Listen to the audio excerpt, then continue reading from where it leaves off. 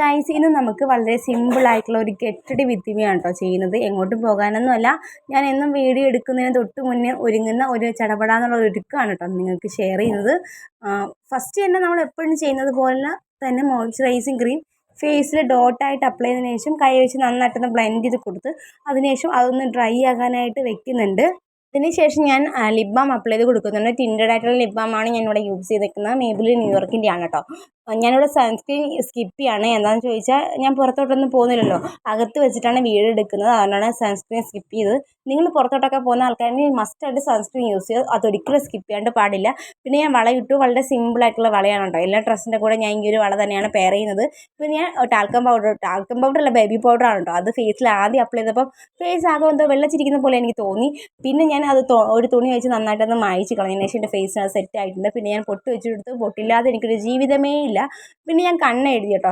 കണ്ണെഴുതിയപ്പോഴത്തേക്ക് എനിക്ക് ആദ്യം ഫോണിൽ നോക്കി കണ്ണെഴുതാനായിട്ട് ഭയങ്കര പാടായിട്ട് എനിക്ക് തോന്നി. പിന്നെ ഞാൻ സാധാ കണ്ണാടിയിൽ പോയി കണ്ണൊക്കെ എഴുതി വന്നിട്ടുണ്ട്. പിന്നെ ഞാൻ കാജൽ എടുക്കുന്നുണ്ട്.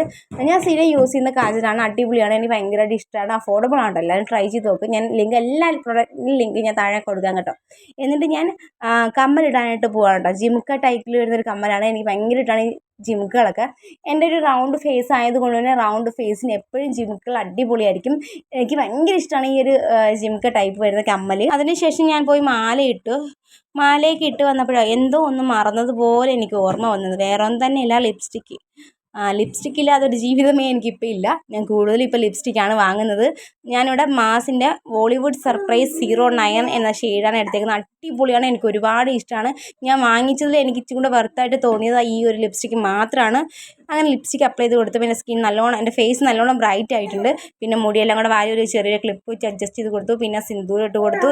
പിന്നെ ഞാൻ പോയി ഷാളൊക്കെ ഇട്ടു. പിന്നെ അപ്പുറത്തുനിന്ന് ഇപ്പുറത്തുനിന്ന് കുറച്ച് മുടിയൊക്കെ വാരി ഫ്രണ്ടിലോട്ട് ഇട്ട് കൊടുത്തു. അപ്പോൾ ഇതാണ് കേട്ടോ എൻ്റെ വളരെ സിമ്പിളായിട്ടുള്ള ഗെറ്റ് റെഡി വിത്ത് മീ. ഇഷ്ടമായിട്ടുണ്ടെങ്കിൽ സപ്പോർട്ട് ചെയ്യാൻ. മറ്റു വീഡിയോ കാണാം.